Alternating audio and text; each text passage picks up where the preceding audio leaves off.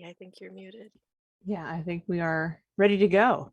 Oh, we're live. Yeah, we are live. Everybody we're- just enjoy the 10 seconds of all of us staring directly at you. Good morning, everyone. Welcome to the Storypath Q&A panel, where 3 of our system experts stare at you blankly for a few seconds. Oh no. And we also we're all appear to all be over the mislabeled. place. Yeah. Mislabeled, and the cameras aren't lined up. This is fantastic. We've been having a little bit of, in case you didn't notice that we're late, for going live, we've been having a little bit of technical issues because Michele was supposed to be with us, and for whatever reason, Zoom wouldn't let him log in. And Zoom just decided he couldn't. Not allowed. Yeah, tried. We couldn't get him. So I don't know if our tech person is gonna fix the cameras or okay. Perfect. Then let's get going. Yeah. We have a couple of questions already, which is great because I asked for some, but that is 100% true. We did not get enough successes to buy off complications. We got just enough successes to get here. So I'm still seeing on the stream that it is saying that you're me, Dee, yeah, and that Lauren is you. and now we have Michele, and I'm invisible, and now Michele is here. Huzzah! and now Michele is Lauren. I'm still invisible, which Welcome is a to shame Boston, because Michele. You have to drive all your okay. Looking good this morning. Apparently, using the browser for all the reunion I had so far was never a problem until today, when I had to install the client. Oh, I'm sorry. well, you're fine. We're all, you know what? Technical difficulties aside, we're all here now. Yay! It's a Storypath panel. We'll just say that one of the trickster gods is, yes, complications. Yeah. Yes, Yeah. we failed all of our complications. This is what happens, kids, when you don't buy off complications. So there's a couple of questions going on, and please throw more questions into the chat as we go.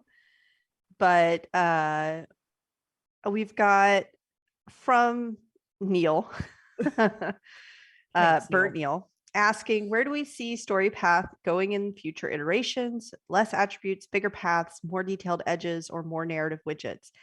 And boy, I don't know how to answer this question. So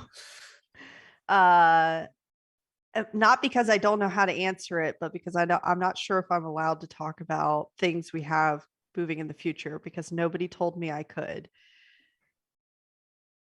I'm going to do it anyway, because otherwise I don't know how to answer these questions. Right. Yeah. So I'm, without permission, going to announce that we have been working on a future iteration of Storypath called Storypath Ultra at the moment. And it will be a revision to core Storypath, which was Elsa Zion's question as well.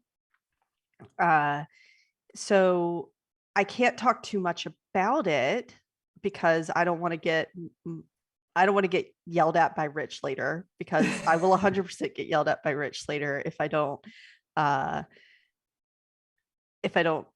scale back a little bit. But let's postulate, if we were going to redo Storypath, what would we like to see in it? And so I think all of us can answer that question without promising that any of this is in Storypath Ultra, because not everybody here has worked on that at all. So Lauren, what would you like to see in a future Storypath? Gosh. This is where everything that I've ever thought about just completely vacates my brain. I don't know anything. But I will totally jump on the narrative widgets suggestion that Neil made there, because I'm a big fan of narrative things. And as much as obviously being one of the exalted people, I love rolling big fistfuls of dice. I also do love just cool things that you can do, just talking things out with your story guide and with other people at the table. So I would be excited to see things that give you ideas and prompts for how to do that. Cool. Monica. Yeah. I mean, if you're ever like, what could you change about the system? I'm like, hang on. Whip out my notebook, like, I have some notes. It's cheating, but I am going to answer this way. I definitely would look at some of the stuff that we cooked up together for Essence and bring some of that new stuff over, because a lot of the stuff we did for that is really great for new people. And I would love to see a Storypath Ultra be kind of like an onboarding ramp, a new Storypath be an onboarding ramp to these other games that are pretty unique and original to OPP. And like using an array for character creation being one of the things I could think of off the top of my head is one of the things that like makes life so much easier for people. Right. I'll throw that one out there as like, that's a thing that we could do.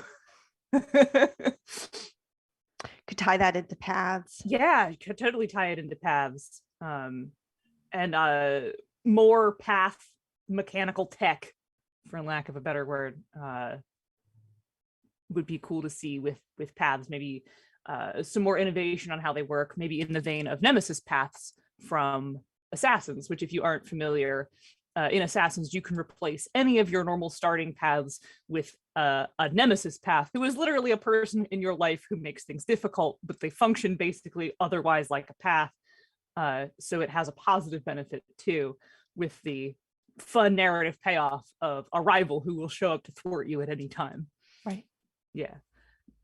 Stuff like that could be really cool. And there's a That lot could of be really cool. there's a lot of places to play with that design space for all kinds of different genre emulation. And as we move forward with this, I would love to see more stuff like that. Yep. Michele, what would you like to see in a future story path? Well, I think there are elements in the games so far, like the connections and the paths that are there but aren't used as much as they could. So I think they are the sort of, they look more like widgets right now that people not always put in their games, even if they're part of the rules. So I think there's some unexpressed potential in there that it would be cool to have more of a mechanical foundation for future games and for whatever comes next. So more mechanically robust paths is what I'm hearing. Yes. That would be heckin' cool. I agree. I say with a knowing smirk. So that's as much postulating as we're going to do on what a future story path might look like. Let's talk about story path in general. So Zach Rules asks, what genre of games would we like to see for story path? A good question. I'll start with Michele this time. Oh, that's a big one. Okay. Well, I think it would be interesting because we are associated so much with the Chronicles of Darkness and the World of Darkness. So far in Storypath, we had managed to have action, fantasy, and sci-fi of all those sorts. But I think other horror games aren't something we have touched that deep yet. Even if we went there with some elements like in Beyond the Grave, but pure horror game is something that we haven't seen yet. All right. So a pure horror game. Lauren, what would you like to see?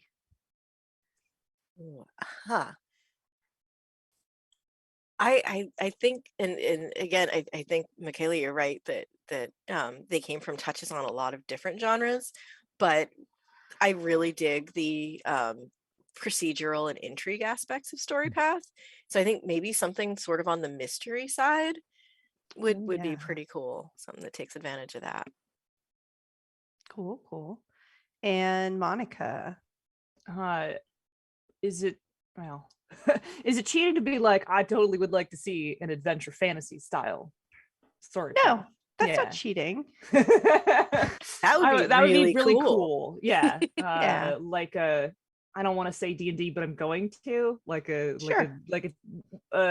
Storypath D&D type thing with classes. I would lean more towards like a Final Fantasy inspired type deal with like jobs and stuff like that, because you could do the whole Final Fantasy Tactics, or I think Final Fantasy 14, where you have like jobs and that gives you special abilities, and I guess that's sort of almost anime like. Yeah. We could take a lot of inspiration from that for that style of game. Also, as I have discussed with you, Dee, it would be fun as hell to run a like sports anime style game. Yeah, it would be. Where like or any of the other sort of, anime is not a genre, but that subtype of anime where it's about something mundane but like exaggerated to the nth degree. Yeah. like Food Wars or Birdie Right. Wing or that stuff, where it's like, this is about cooking, but it's also about the epic struggle of learning how to be a Storypath. cook. Is it cake? Yeah. And I think the way the system is sort of focused on highly competent characters and kind of allows for a little bit over the top stuff, but in a normal way, would make that a perfect match for playing that sort of like, this is about a normal thing, but exaggerated. And that would be really, really fun to make with Storypath. Well, you stole my answer, because I was going to say like an anime style story path where everything is over the top, but maybe not about a mundane thing, but something like Slayers where everybody is just ridiculously powerful and over the top cool, in a bit of an anime setting. And I know that's Exalted's bag, but seeing a bit of an Exalted hack into Storypath wouldn't be the worst thing in the world. So that's my answer. So somebody has asked thoughts on the way They Came From does health and injury levels versus how the other games do it, from Elves of Zion. So personally, I really like the way that They Came From does injury levels, because it hits a element, in my opinion, that is often overlooked in games in general, which is the emulation of the harder you're hit or the more you're taking damage, the more grit your character, and this is a movie kind of genre thing that is being emulated, but it's the more grit the character has, suddenly they're just always really tough, right? I've been hurt, and now that I've been hurt, I'm doing a little better than I was before. And by doing a little better, I mean I'm literally succeeding more, or now that I'm in the thick of things are coming easier to me. And I like that emulation of taking your character and actually giving benefit for taking damage. And I also just like a health track that is health levels. Personally, I know that the way the rest of the games do injury levels are very narrative, but sometimes that can be hard on the players to decide a narrative consequence for every injury you take. And it also sometimes feels a little punishing, which in a game where everybody's supposed to be kind of over the top successful, having that level of punishment feels, I'm going to say it feels disjointed. Like it's a system that maybe doesn't quite belong in the game that it's for. Yeah, no, I Monica. agree with I you. feel like you're waiting for lightning to strike. Yeah. I was waiting for you to see if you had any more thoughts just before I was No. like, yes, I agree. Yeah. That's all I had to contribute was that I agree with you. Okay. Anybody else have feelings on it? I know, Michaela, you work mostly with They Came From, so No, and this is not me trying to dodge the lightning, but I think you covered it very well, and my feelings align with what you said pretty much. okay. Cool. Well, that question's been answered. Violet Dreaming asks, how do y'all approach antagonist design at the table? Do you use what's printed as is, riff off it, or come up with bespoke antagonists? I like personally to come up with bespoke antagonists when I'm running a game for people. And so I would probably riff off of what's printed and pull some elements. Thankfully, the way that a lot of the templates are written, it's easy to riff off of what's already there and not have to worry about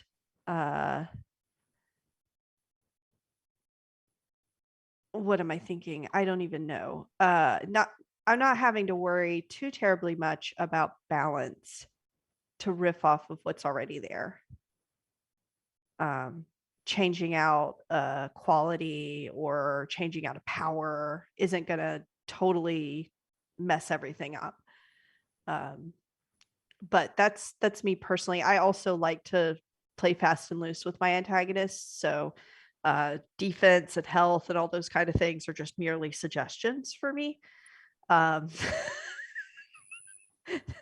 hard and fast rules. But I don't know. What about the rest of you?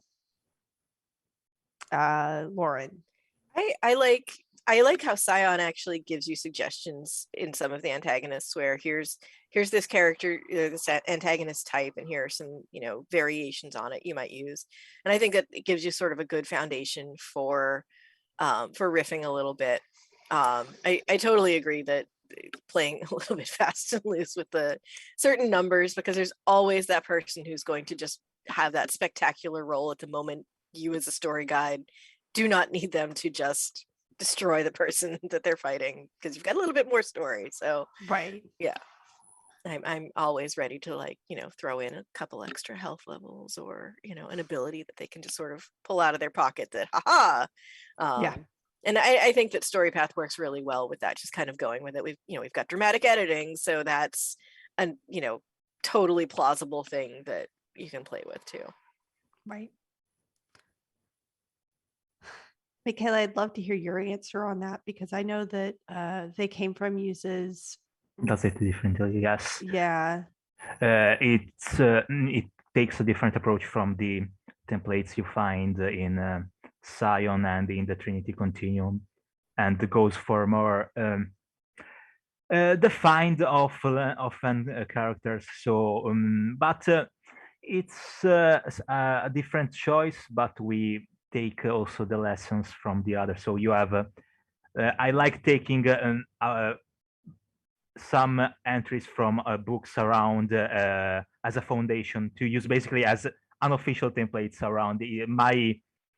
For example, if I have to run a vampire for Beyond the Grave, I usually take what is written, add a special rule from there, or shift around things like that to do whatever I could use at the moment. So I take them as guidelines, and I think it's really cool what They Came From does.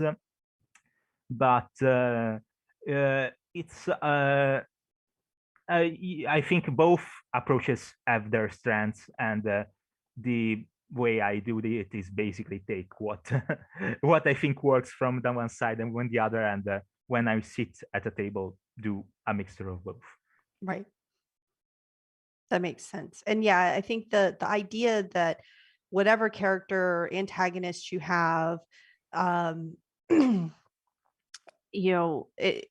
being able to sorry, my brain just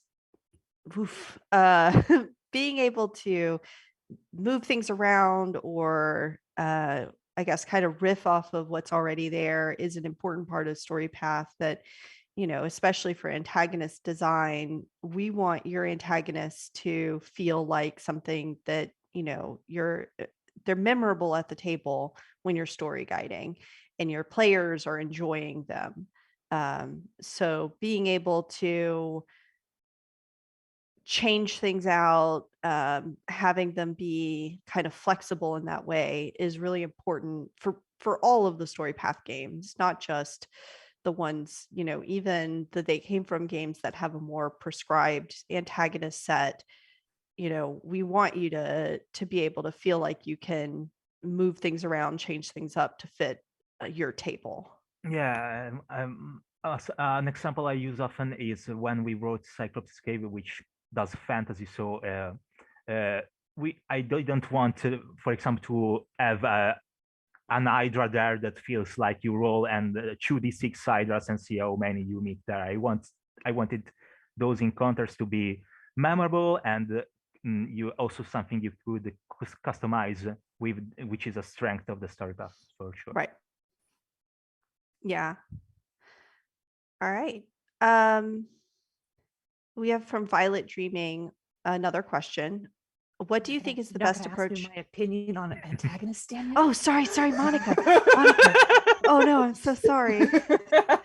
I was sitting over here cooking up an answer, and then you're like, "Next question," and I was like, "How dare you?" How dare I? Danielle's going to appear as an antagonist in Monica's next game. I know. I'm not that sort of person. I'll just give you shit about it later. Remember that time you passed me over? Remember that one time you passed, and I'm just gonna bust your chops every time we're on a panel from now on. Yes. I think the most important thing that the Storypath games provide us is the bit at the beginning where it has all the basic templates and then all the new qualities. And if you take all those sections across all of the Storypath books, you have such a robust toolkit to basically make anything you want at any point in time. And us on this panel have the benefit of having looked at all of that, worked on all of that, developed all of that. And so just from exposure, it's hanging out up here, which is not an advantage that everybody else has. Unless you're the sort of person who reads every book and memorizes it like I used to be. Lauren shaking her head. Yeah, I said used to be. I don't do that anymore. I'm not 21 anymore. Yeah. Thank God. Yeah. But anyway, yeah, if you have all those books, that's such a rich and vast resource, and you can mix and match to some degree. Like all the variations on Storypath are a little bit different, but they all kind of have the same core sensibilities. So you can pretty safely take something from Scion, tweak it a little bit, and take it back into Trinity Continuum. If you're looking to make like some sort of weird temporal anomaly be more supernatural, you could look at Scion content. Assassins has a whole bunch of stuff for interesting and dangerous things that are supposed to oppose assassins, which you could theoretically take into very easily take into a regular TC game, but you could also take into Scion, or you could take into They Came, obviously making the slight adjustments for the different variations. But like, that's the great toolkit. And what I would do is use all of that to create my own guys. I almost never use prefabricated NPCs, despite having developed so many of them. And as a GM, I personally do not find those useful. Not in any game, not in Exalted, not in D&D, not in Storypath, not in any game. But when a game does what Storypath does, which is like, here's how we made these, you can too. I find that so much more useful. So that's my you're getting even with me in the chat, I see. So that's my answer. All right. God damn it. It's too early for this shit. She says at noon. I know, right? It's early for me. I don't know what you're talking about. I don't have an excuse. You don't have an excuse. All right. So Violet has another question, if it's okay to move on. What do you think is the best approach to having friends, allies, minions supporting the PCs? Do you think any Storypath games have an approach you particularly like for that? Whew, that's a big question. And it is and it isn't. All of the Storypath games have some kind of something that supports the PCs. So let's talk about those. Lauren, do you have any thoughts on this? Oh gosh. I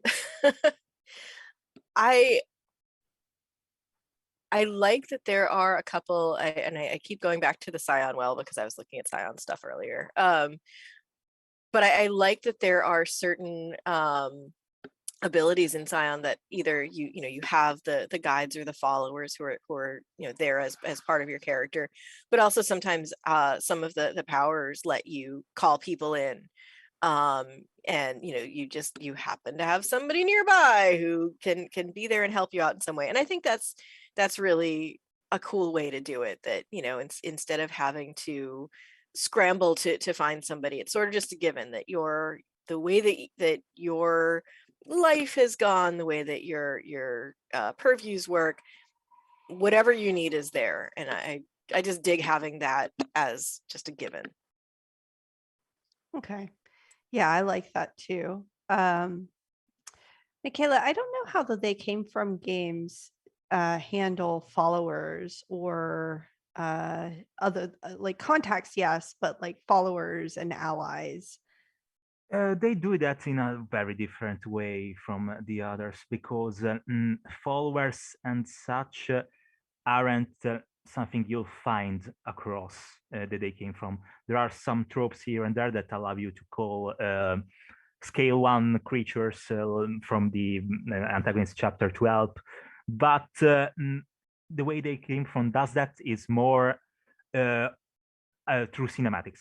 Right. It's a narrative permission, yeah, right? It's more of a narrative tool, which has some crunch here and there, but usually it's more in the realm of you call down a cut from the director or a god that a very real Deus Ex Machina that solves the situation if you spend the amount of rewrites, or perhaps there are those that stay on the inside the movie, while those that come from outside, like a stuntman, dives in and saves you from it.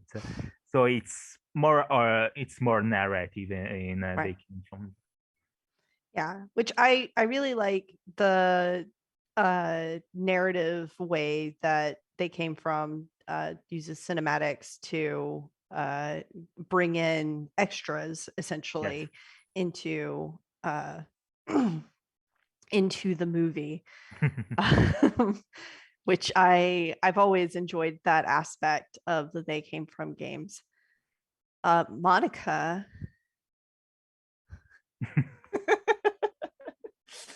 Hey, nice job.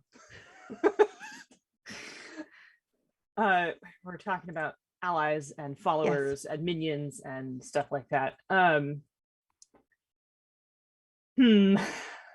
do kind of like the way Scion does it, where when you have like followers, they are like a specific group of guys that you get, and then they have a whole bunch of tags that indicate what they do and how they do it. I think that's a pretty slick way to handle like a group of people.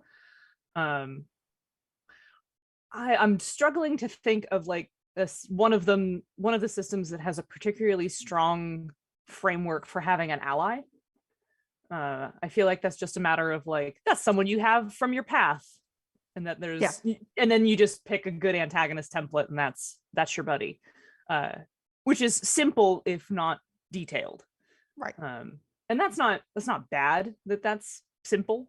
I think there's definitely a benefit to like, well, I want a friend.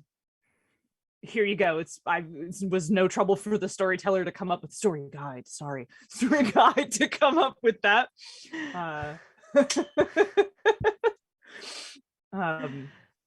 It would be back to our path wish list. It would be cool to see like an allied path maybe work, something like that. But that's in the realm of making up some new stuff, not following an existing system. Yes. So Raise your hand if you haven't written storyteller instead of story guide while you were working on a Storypath game. Yeah, that's what I thought. Guilty. Yeah, I'm pretty guilty of that. So for me, I do like Scion's followers that have tags, and we tried to do that a little bit with the followers in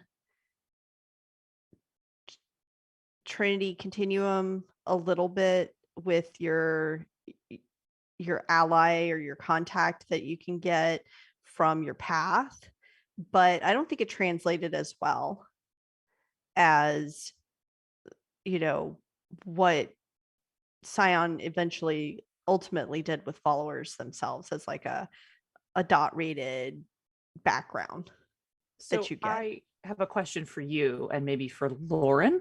You both worked on anima, right? Yes. Nope. Yeah. How does anima do it? Because summons and stuff like that are pretty important to that genre. And I did not work on anima, so I'm not familiar. So for the video game aspect of it, you have a special ability that lets you summon something. Maybe it's a pet, or maybe it's a like an elemental or whatever, and then you just use an antagonist template for it. Oh, okay. So it's more or less like the way TC Core says you have an ally. Right. Yeah, fair enough. Okay. I guess that's the answer. Right. I wonder if there's also something cool. I mean, I think there's something cool too, the way Scion does fate binding too, where if you have somebody that is sort of part of your mythic story and they fill that specific role. So not exactly the working the same way as followers, but it's someone who, you know, if this is your rival, you can sort of count on them to come along at some point and screw things up for you. If this is your you know, your best friend from the myths, then you know that they're going to be there, and maybe someday they'll be the one that does the, you know, terrible betrayal, but hey, for now things are great. So I like that idea that you can have someone who sort of fulfills a specific role for you. Yeah. Oh man, we're running out of questions. I would say we're also running out of time, which we are, because we don't want to go too far over our own panel time, because there'll be another panel. There's another one right after this, isn't there? Yeah, well, there's like a 30 minutes of padding between okay. this one and the next one, so we could go over by a little bit since we started a little late. Sorry again. No, you're fine. You're good. It's not your fault that the tech just decided to fall apart on you. Like, well, hey, if the audience doesn't have any more questions, we could always talk to each other about it, or ask we can definitely do that. Have a little round table for the last 15 or so minutes. So Elves of Zion asks, are there any missing subsystems that you would like to see added to Storypath? What do you think? Yeah, missing subsystems. I think Storypath is pretty robust as far as subsystems go. I'd like to see more added to the intrigue subsystems, where it's the interacting between players, player characters or player characters and NPCs, and creating bonds. I would like to see more subsystem or more mechanical weight put to bonds and how those interact with your game, because I think that's a subsystem that I think, you know, investigation people will do because people like investigating things, but you know, interacting socially, creating bonds, doing things like that, you know, there's usually a couple of players who like to do that, and then everybody else forgets it exists. So so not that that the subsystem is missing, but that I think having it be more robust would be nice.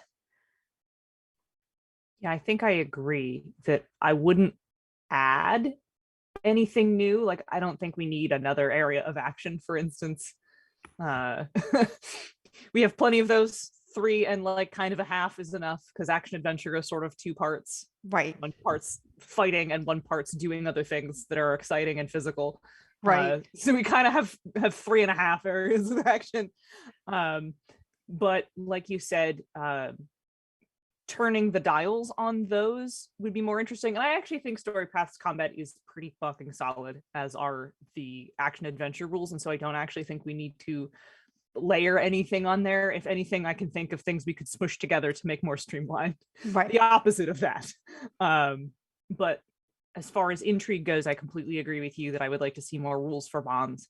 I also think it would be cool to see some more robust social refusal mechanics. Yep. Right now it's more or less you can just say no. Like you can just turn down. Yes. Sorry. Yes. Right. Which is something I have had a little bit of consternation with when writing powers, where I'm like, oh, I'm going to write a social refusal mechanic. And then I'm like, except that there's not really one. It's just that you can turn down influence. That's it. And things like hard bargains, originally from Powered by the Apocalypse and then appearing in a whole lot of other places, are something that we could add in pretty easily, and that would be pretty cool. And then there's a whole lot of interesting space you can play around controlling the narrative of the hard bargain, which I'm super into. There's even a bonus experience episode about it, which I'll plug at the end of the show. Sure. The same with the procedural stuff. There's more things that certainly could be added to that. But I don't think we need to put in a totally new subsystem that isn't one of the ones that already exists, but then some. Right. Lauren, do you have any thoughts on it? Yeah, a little bit. So Chronicles of Darkness has in the Contagion Chronicle and in a couple of the other books coming out, there's a social currency system. I think it's called Agonism, which kind of, it gives you some opportunities to help facilitate conflict between characters, and helps them work through, if there's somebody wants to, here's my plan, and the two don't quite meet up, helps you work that out and rewards you for certain things where, if you've done something to help somebody, people see that and appreciate it, so you get some points there. Or if everybody knows that you screwed over your buddy the other day, that kind of knocks you down a few. And I think that might be an interesting thing to sort of pull into and adapt into Storypath. That would be cool. Yeah. Michele. Well, I say that what Monica and Lauren said about the social aspects are something I also either considered or something I think there's room to explore. I'd also like to have something for the procedural rules that reward people looking into that beyond the extra clues, that basically elements that you can use in a different way to maybe help or in the other sequences as well. But I also think that the core system of the Storypath is indeed really solid. So a brand new system and not an update of current ones or something, it's not a big element that we need. We have room to improve what's there, but nothing major when it comes to brand new stuff, basically. Right. Yeah, I agree. All right. Adamori asks, what Storypath games do you all currently play /GM? Michele. I actually don't play or run Storypath as much as I would like. because no matter how much I try to push that to my players, they prefer to have me run other games. So I'd love to run Storypath, and I'd love to run my games more if time allows. So me running Cyclops Escape later today on the Onyx Path Discord is a first for me. Lauren. I am just getting ready to run a Scion game for my group, which is interesting because we've played Exalted for years and years and years, and before that other Chronicles and World of Darkness games. So this is our first real foray into Storypath, and it's exciting. I have a friend who's like, I'm gonna do this, and realize I just basically made Batman, but it's cool. I'm gonna do it. So we've done character creation. We're getting ready to do our session 0, hopefully this week or next, and I'm very excited. Monica. I have also not gotten to play nearly as much Storypath as I would like. I have played Scion. Chaz, who the audience may know from Story Told and Systematic Understanding of Everything, who's also one of our developers. I don't know if they're going to be on any panels today, but if they are, they're a wonderful speaker. But the delightful Chaz has run Scion for me, and that was really fun. Our current home group is really into Exalted right now. So what a shock. The group I'm a part of is really into Exalted right now. I know that that's a total surprise to everyone on this panel and in the audience, but hold on to your hats. Yeah. I would really like to run Trinity Core and do a game like we talked about earlier, like that ridiculous over the top anime game. That would be really fun to run. I would like to do that. And I would also really like to run or play Assassins. I developed the darn thing with Violet, who's in the audience. Hi, Violet. And I'm just really excited about it. It's really cool. I just haven't had the opportunity to get people together because I'm an adult with no free time. Boy, do I feel you on that. I'm thankful I managed to play with Inirami's game for Scion in the Scion Showcase. Basically, it's my dose of Storypath that I don't manage to have with my friends here. So. No, yeah. I haven't played a game. I haven't played a game in so many years. I haven't had a regular group or a regular game to play in or run people to run for in so long I can't remember. I've definitely played some Scion, and I've played some Trinity Core, and I've run some Aeon, but I have not I just haven't had a whole lot of chances to run or play, especially not in a dedicated group. It's very sad. I'm very sad about it. I miss playing games. Relatable. So there's one more question that's Josh Heath has asked. What's your favorite tasty bit that's come out so far? Whew. I don't know. That's an interesting question because I don't necessarily read all the tasty bits. Me neither, but Polyphemus. Okay. Yeah. Yeah. I wrote the Le Fantôme, and I honestly think that I did a really good job of writing in some cool heist mechanics, and so therefore that's my favorite because I wrote it. I miss a bunch as well, but Polyphemus is really good, and it's really good. It's probably one of my favorites. Yeah. I'll totally cheat her face and say that I wrote the how to take your Scion characters through their origin one. Ooh, Came out a couple months ago. That It was one a great lot as of well. fun, and kind of thinking about how the different types of Scions would go through their first visitation. Yeah. Cool. I was given a 5-minute warning by our tech guy. So let's talk about, let's do some really quick, like, final thoughts on Storypath in general. Let's do final thoughts from Lauren. I like Storypath. Great.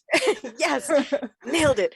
One of my favorite things about it is the way that we approach how you do things, how you put your dice pools together, and picking your skill first and then your attribute. I really like that. I feel like it's elegant because there are so many times with other games where it's like, oh well, I'd like to do this, but I can't because I would do this through wits, and the story guide or storyteller or whatever wants intelligence, and it's like, why can't you do that? I feel like that was one of the conversations that we had when we were building the Yeah. Storypath system too. It was just like, why not be able to do it the way your character would do it and have it feel that much more genuine?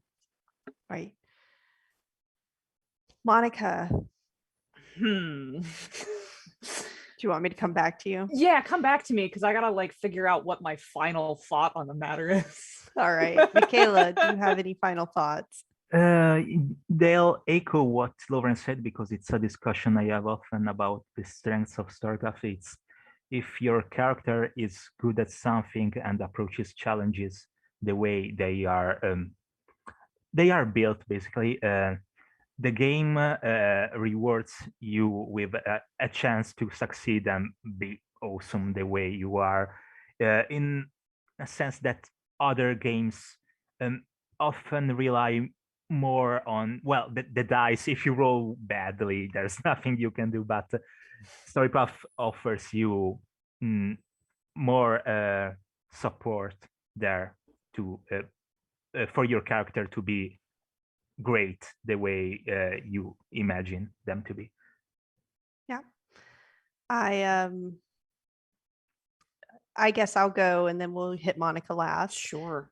So my final thoughts on the subject of Storypath is that I really enjoy working with Storypath.